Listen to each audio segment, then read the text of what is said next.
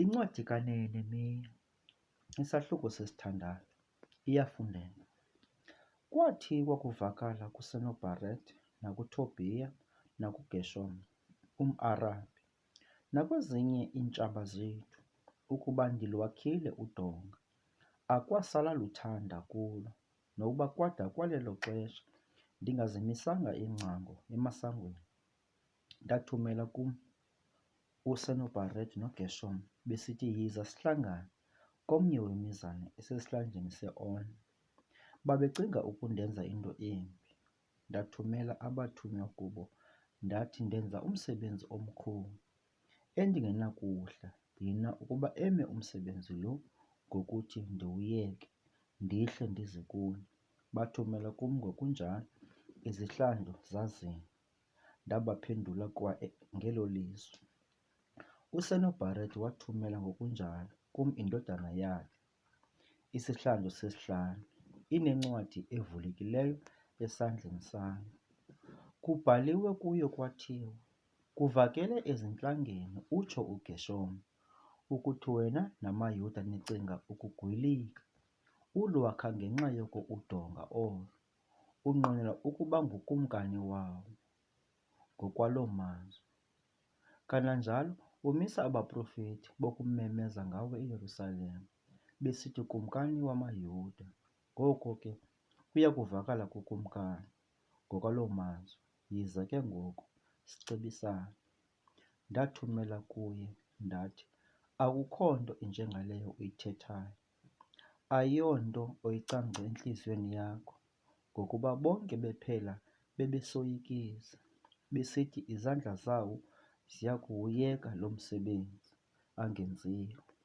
Ngoko Thixo zomeleza izandla zam.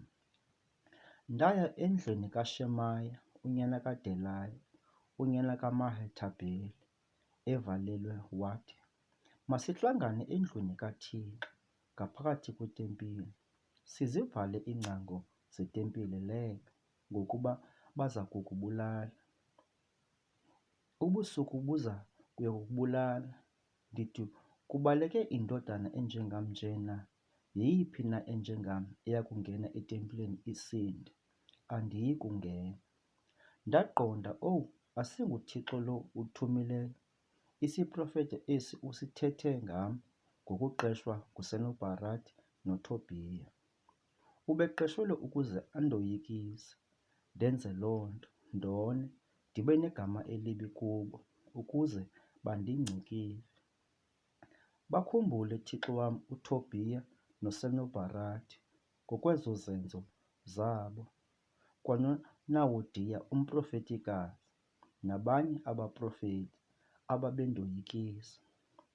Lwagqitywa udonga ngomhla wama-25 ku-Elilu, ngumhla ema-52.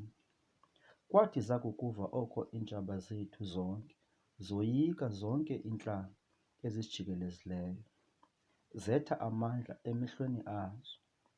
Zazi ukuba kuvela kuThixo wethu ukwenziwa kwalo msebenzi. Kananjalo ngaloo mihla abanumzana bakwaYuda bazongeza iincwadi eziya kuThobhiya neziya kuThobhiya bazizisa kubo, ngokuba bebebaninzi kwaYuda ababemfungela, ngokuba ebengumyeni kwaShekaniya unyana ka-Ara, noYohanam unyana wakhe ebezeke intombi kaMeshulam unyana kaBherekiya. Kananjalo ukulunga kwakhe bebekuthetha ngaphambi kwam, namazwi am bewasa kuye. UThobhiya wathumela iincwadi zokundoyikisa.